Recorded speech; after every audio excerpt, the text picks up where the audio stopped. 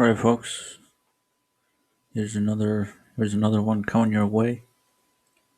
This is perhaps also inspired by a podcast I've come across, and I wanted to perhaps try the method that they suggested regarding meditation, and try that myself. So let me make my reference first, specifically, and I recommend you guys to all check it out. Is episode 1309 of Joe Rogan. Real good one, real good one. There was a lot of insight, and Joe Rogan said it well at the end. There's a lot of gems of wisdom that one could take away from this podcast, right, from this conversation. You guys should all check it out. But anyway, so Naval presented a perception of how meditation ought to be done in a way perhaps contrary to the conventional distinction. So he just said, if you want to meditate, sit an hour, do nothing, and just think. Let your thoughts loose. Don't put any effort to anything. Just be a witness. Just be somebody. Just be an entity observing. So I thought, I gotta try that, right? I think the recommendation was they were saying, do this every morning for an hour for like 60 or 90 days. Well, I thought maybe I'd try 30 minutes right now. But what's gonna be different about this one is that as I let my thoughts loose, I'm gonna try to articulate them.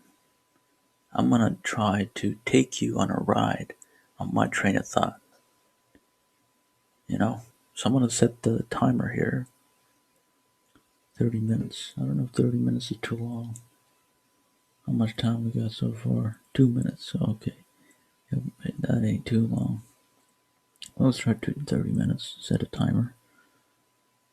For if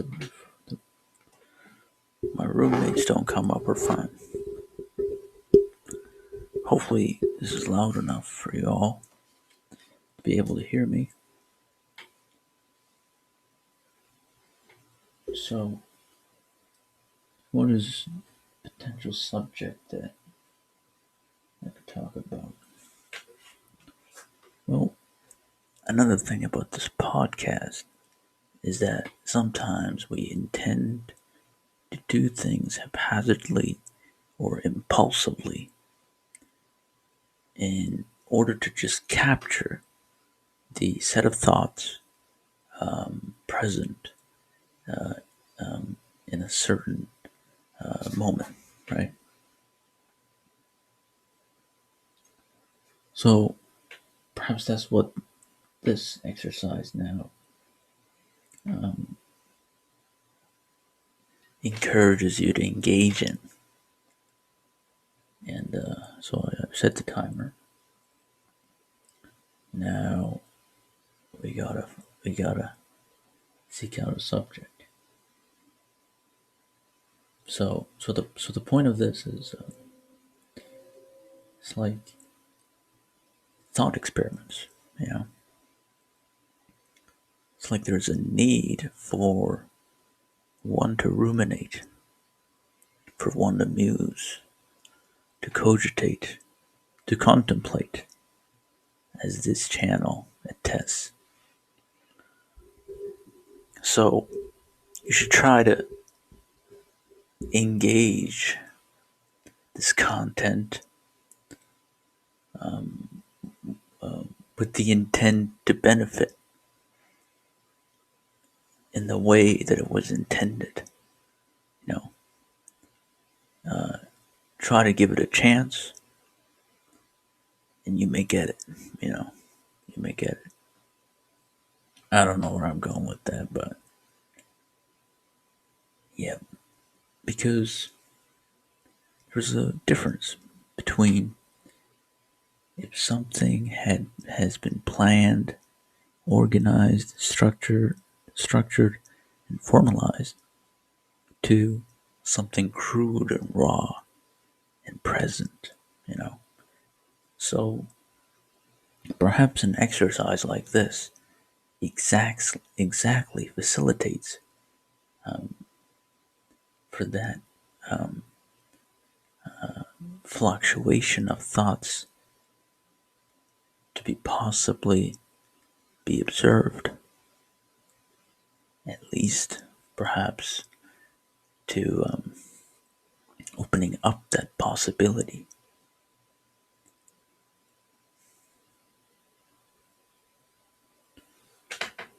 I, um, I don't know where I was going with that, but I'm looking at a small stack of books on my table.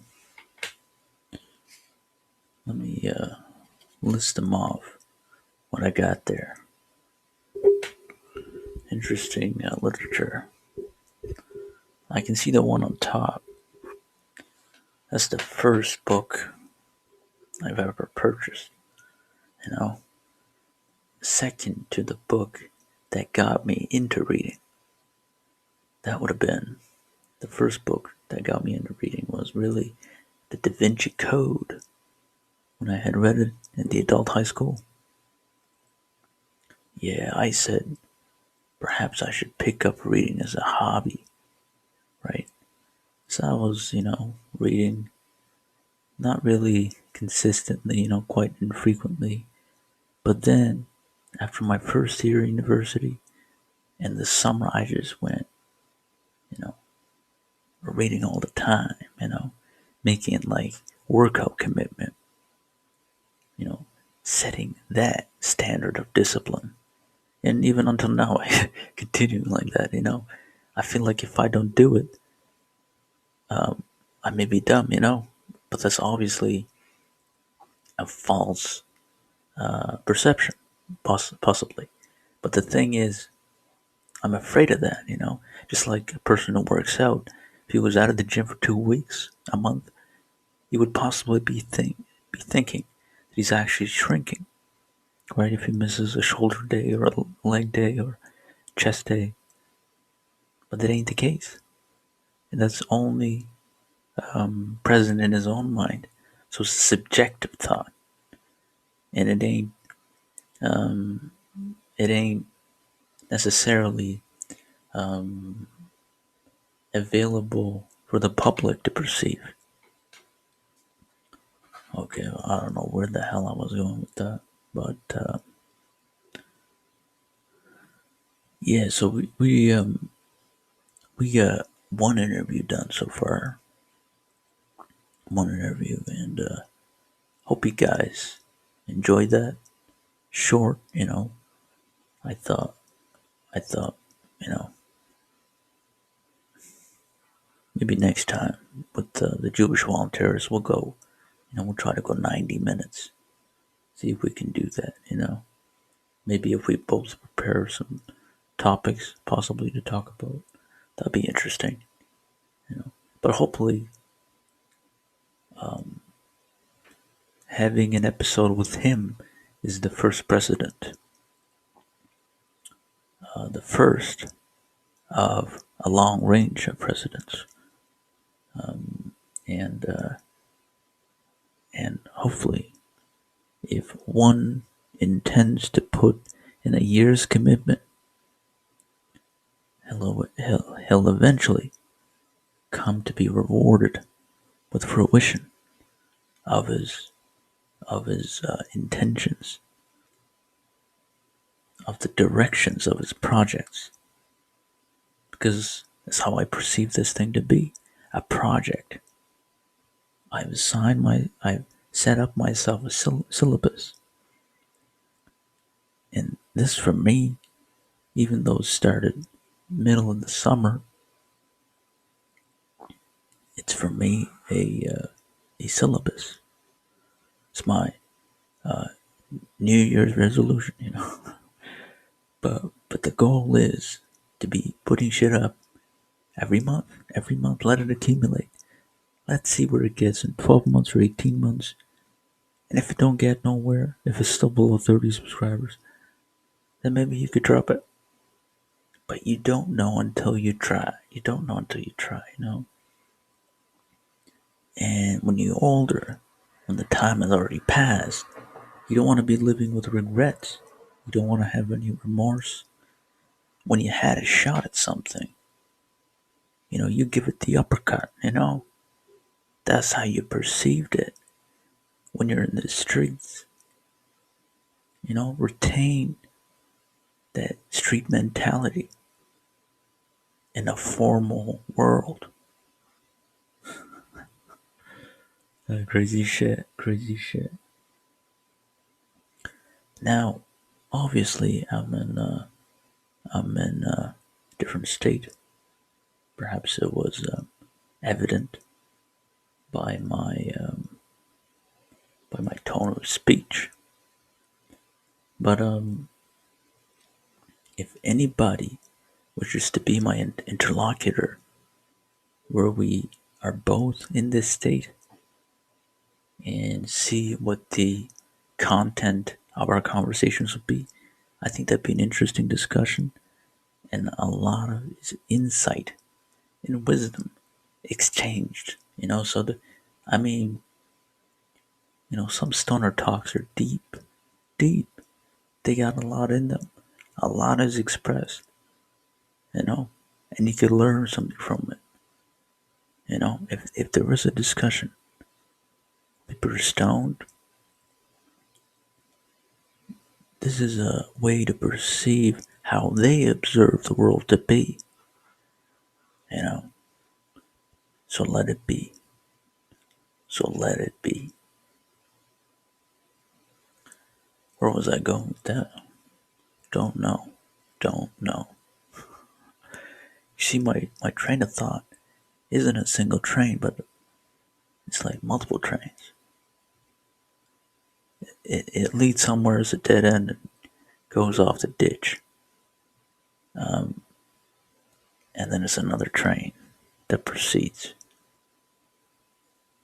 And sometimes these trains aren't even contiguous, you know. They ain't on this even on the same rail. But yet a single entity is riding them. You know, they're in the sphere of a single entity. That's what's interesting about it. You see, a couple years ago, I don't know if I still hold this to be the case, but especially when I had, you know, really psychotic experiences, I thought I was able to perceive the legislation within my mind. You know, it's like all of a sudden the condition of schizophrenia had made sense. I know that's an extreme, exaggerated description, but the thing is, it's like, imagine this. Imagine there are several thoughts within your mind being considered, you know, balanced and argued against each other before you choose one and execute it. So there are several thoughts, and there's some way in which is one is chosen and the others are not. Where was I going with that? I forget. I forget.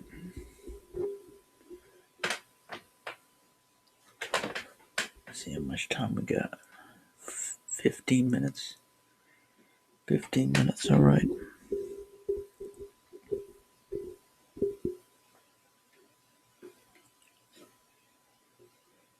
You know, every time I get on a plane,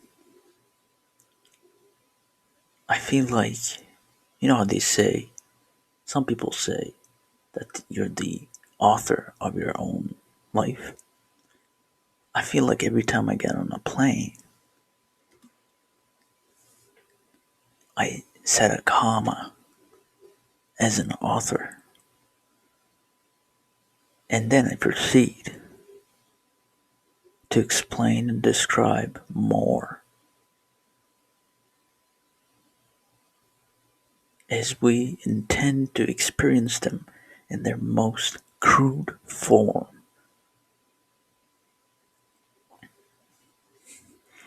What the hell was I saying there? You see, sometimes it's difficult to retain what insight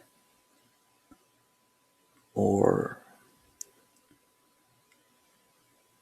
answer that may be present in a set of thoughts that you consider, a bundle of thoughts that you consider, that you ignore and do not proceed with. And you may be missing out. So I was talking about the legislation within my mind. When we said only certain thoughts bounce around, two or three, and one is chosen, why can't they be more? Why not 145? And imagine each one being presented or postulated by a distinct legislator. And there's like a multitasking, basically, of vetting these thoughts, eliminating what could be considered presumptuous, I don't know, and then narrowing and confining down the stretch of thoughts to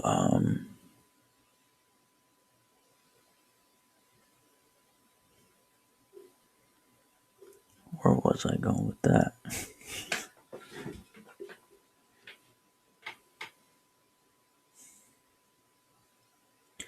Yeah, so that Joe Rogan episode, you guys should check it out. A real good one. A real good one. Yeah, Joe definitely concurs.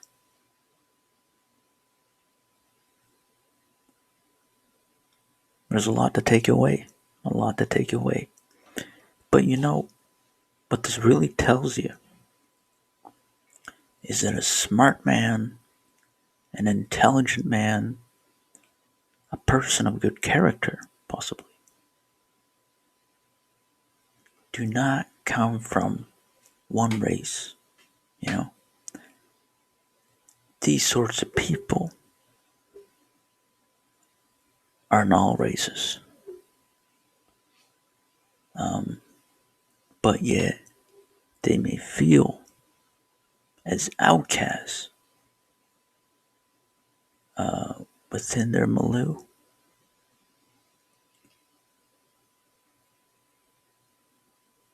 Where was I going with that?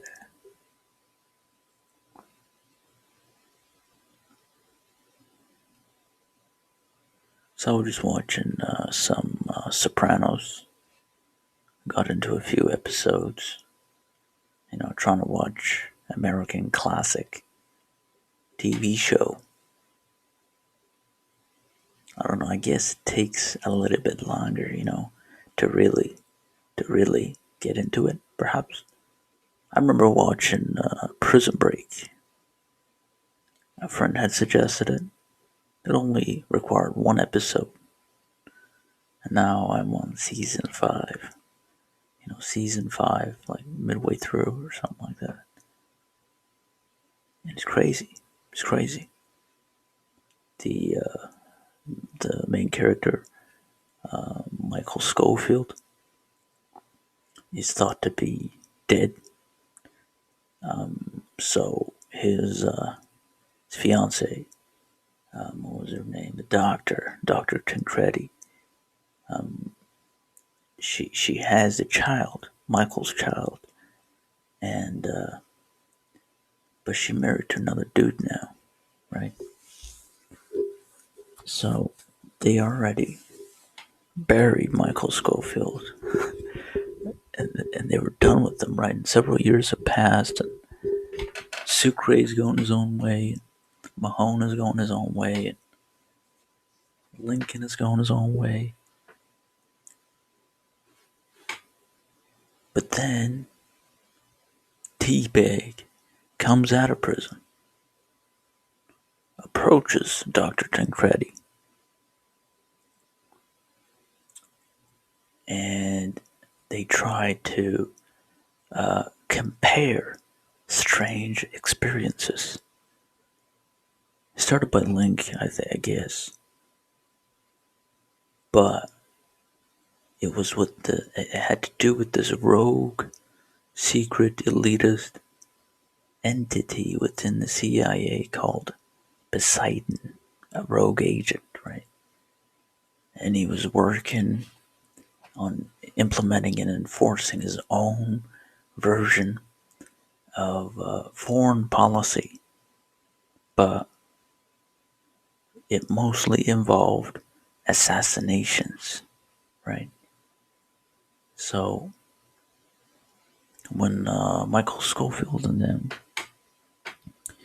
when they had thought that they could live free, and that guy from the UN took care of everything, and as guaranteed by Kellerman, but then Poseidon apparently informed Michael that Kellerman didn't have that power to be able to do that. So, unless you join us on our foreign policy missions, we going to get you. You know,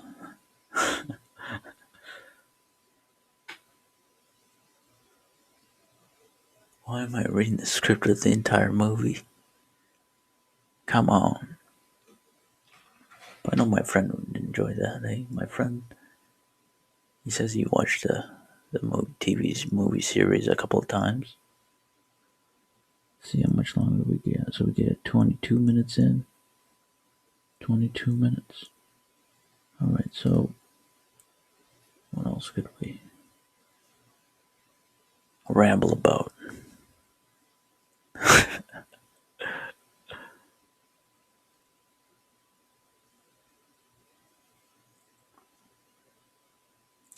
Let's talk about my country, right? My country, as as is to be the case, as seems to be the case, formally, right? Formally in documentation. So there are a bunch of provinces, right? British Columbia, Alberta, Saskatchewan, Manitoba, Ontario, Quebec, New Brunswick, Prince Edward Island, Nova Scotia, Newfoundland, and Labrador, right? And three territories: Yukon, Northwest Territories, and Nunavut. But the majority of the people live near the American border, right? Huge majority. But most of the northern territories is still remote and basically dominated by nature, right? It's crazy how vast those forests are. Like imagine how much forest there is in northern Manitoba, northern Saskatchewan. And imagine all the animals that live, the ecology that's present within such vast areas. But by the mere fact that these ecologies exist actually shows to you to prove that there are dynamics that go down within their ecology exactly as they do, or possibly reminiscing of as they do of our competition between individuals in a society, right? So imagine the the cougar is the animal that dominates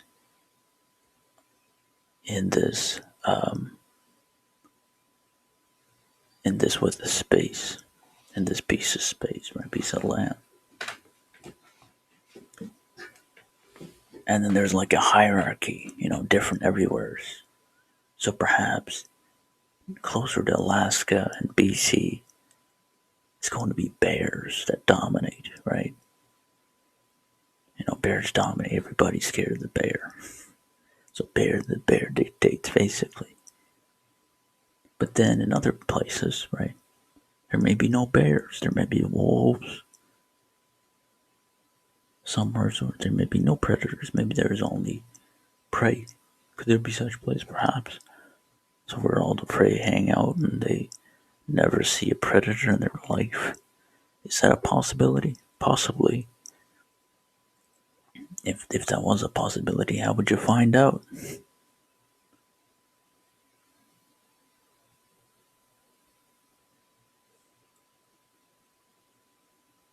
Yeah. So how are we doing with the time here? Let's see. 6 minutes remaining for the timer. 6 minutes. Hopefully I was able to articulate to you my train of thoughts. Especially when I happen to be buzzed up a little. We should have a guest on tomorrow. Tomorrow morning, 11 a.m. I'm supposed to be talking to this dude. He's from Asia, and we're going to talk about prospects for liberty in Asia. And yeah, maybe interesting to check out because I happen to come from Asia too. And back in the day, Asia was on top of the world. There was nothing, there wasn't much going on in North America or Europe for that matter, right? Like, think about the times prior to the 15th century. Like, come on. Okay, maybe in South America, but only North America considered. Not much that we know of, right? Oral history. Yeah. But another thing you guys got to consider is from a video that's going to come out in which presents to you a timeline of history, right? When the biblical theorists apparently come up with the time frame of the world being 6,500 years old or so, and I show you what 6,500 years actually entails. And let me tell you, it entails a whole bunch of the history of civilization. Civilization, right? But if you go far back enough, right? If you exceed like 2500 BC and above that, you're entering the mythological territory of history. So if there is a mythological figure, and if you wanted to set an exact date on that, it's going to be around there, 4500 BC. Like, I think Gilgamesh himself was like 2500 BC, if I ain't mistaken, or 2000 BC.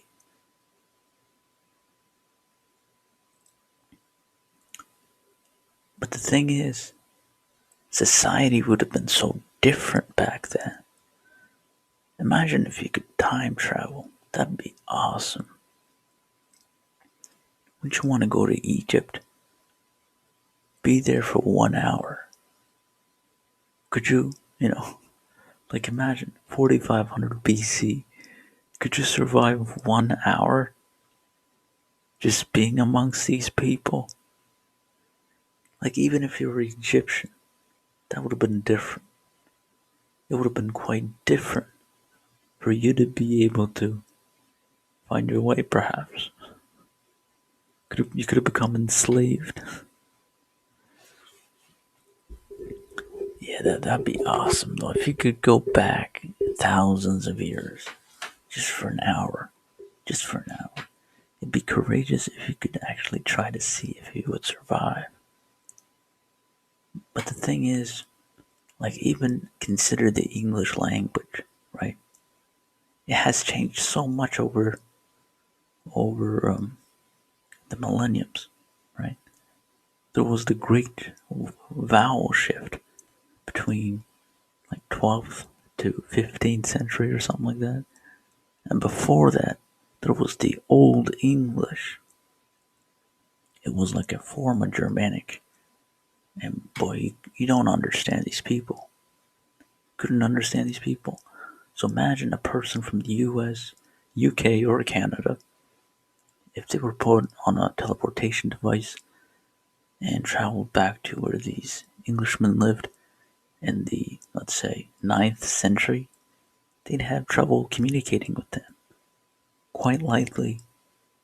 But that ain't only the case, I don't think, only with the speakers of the English language. It would have been similarly the case if you were from different parts of the world, right? Let's say, let's say you're from a certain country and you get taken back in time, 4000 BC, and you try to tell them that I'm from this country. They'll have no clue what you're talking about. If they could even understand you. Possibly not, right? Imagine this person speaks Persian or Turkish, and you're brought back to the 15th century. You don't think there's be a difference as it is in English? Or to the 5th century BC? It's gonna be quite different. You ain't gonna be able to make out what they're saying. So it ain't.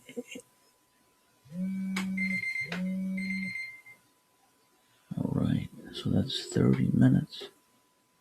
Should we do a little more? Was that a decent bit of content? I mean, 30 minutes is a decent amount of time, I would think. So maybe let's hear this out. Perhaps only parts of it, and then we gotta go to bed and get up in the morning